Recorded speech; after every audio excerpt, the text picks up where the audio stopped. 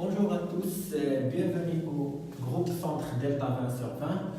Cette année, on va étudier 3 romans, La boîte à merveille, Antigone, le dernier jour d'un condamné.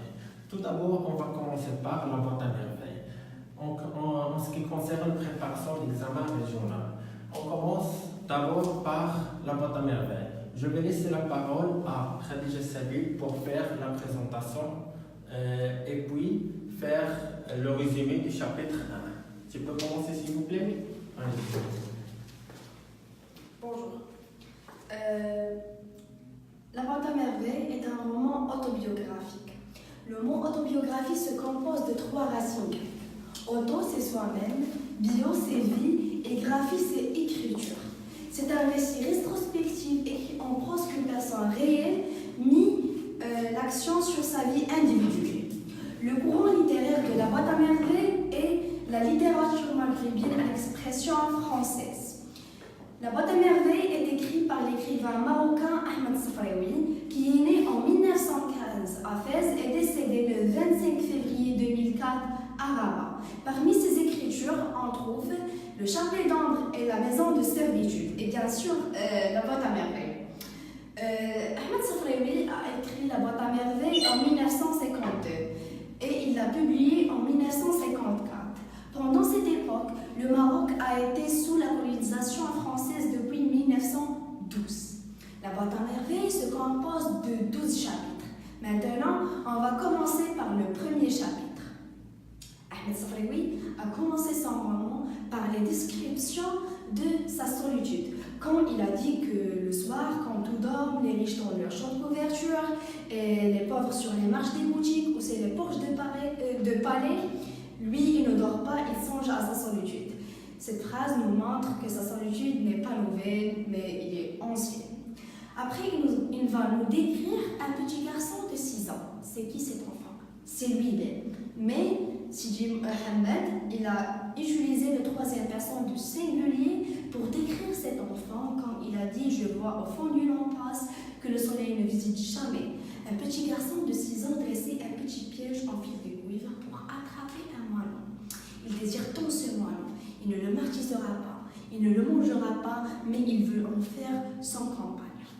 Les pieds nus sur la terre humide, il court jusqu'au bout de la ruelle pour voir passer les ânes et revient s'asseoir sur le pas de la maison, attendre le moineau qui ne vient jamais. Le soir, il rentre, le corps gros, les yeux rougis, balançant sur son petit bras un petit piège en fil de cuivre. Revenons à la phrase 2, il désire tant ce moineau, il ne le martyrisera pas, il ne le mangera pas, il veut en faire son compagnon. Cette phrase nous montre la solitude de Sidi Mohamed. Il n'avait pas des amis, alors il a décidé d'attraper un moineau pour en faire son compagnon. Maintenant, on va parler sur la chouefa. C'est la locataire principale et bien sûr la séance de musique et de danse nègre offerte par la chouefa. Sidi Mohamed habitait la maison de la voyante. C'est l'Ella Kenza. La maison de la voyante avait deux étages. Le rez-de-chaussée était occupé par l'Ella Kenza. Et le premier étage était occupé par Rahma, sa fille Zineb, qui est âgée à Sidi Mohamed d'1 an, et il était détesté par Sidi Mohamed. Et bien sûr, le père de Zineb et le mari de Rahma, c'était Driss Loued. Le métier de Driss Loued, c'est un fabricant de chariots.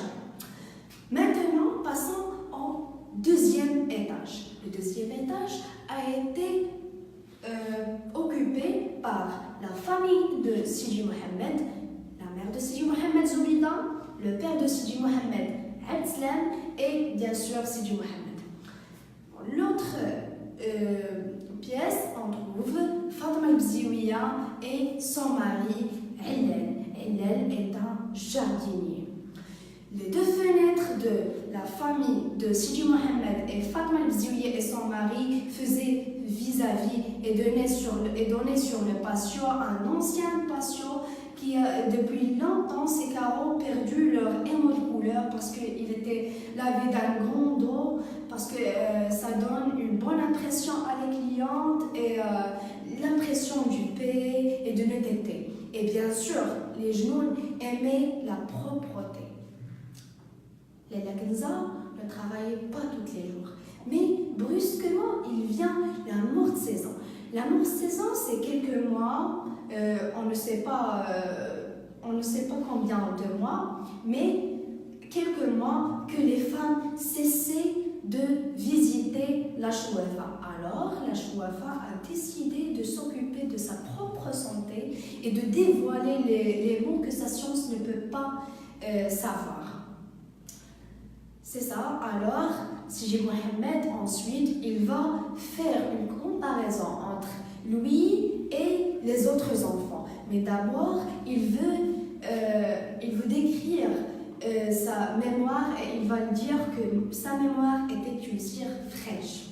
Après, il vient la comparaison entre lui et les autres enfants, ou si on veut dire la différence, ou les différences entre lui et les autres enfants. Pour Sidi Mohamed, lui et les autres enfants habitaient de deux univers différents.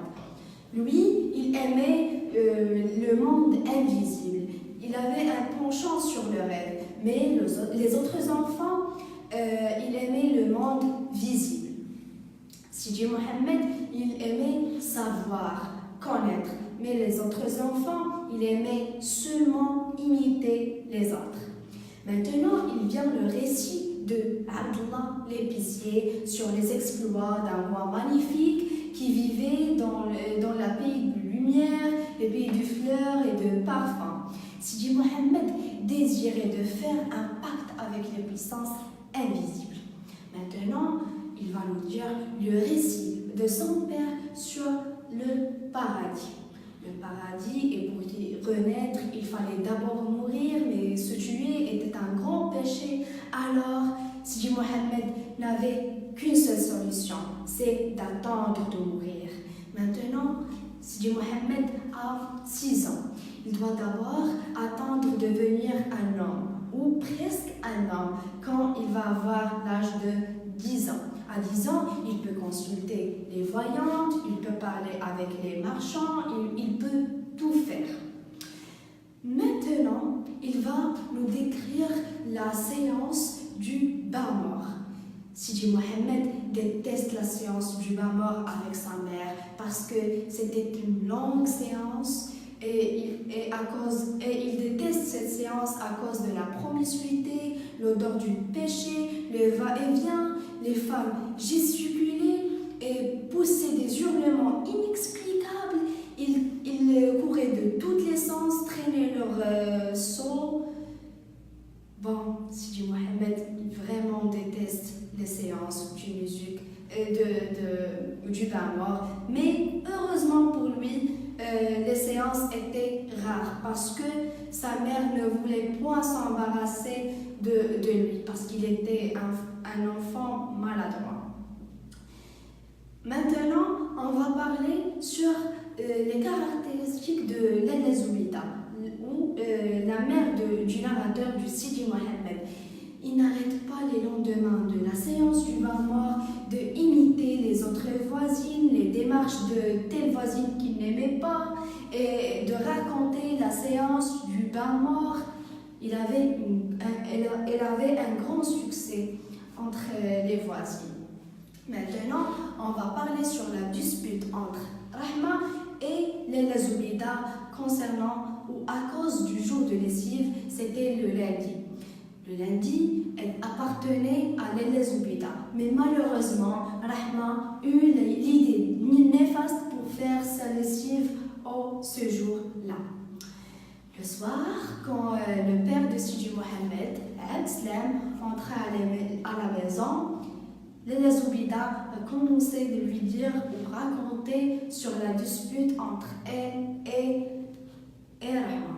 Finalement, Sidi Mohamed, il n'a pas pu résister parce qu'il était sensible et il a perdu conscience.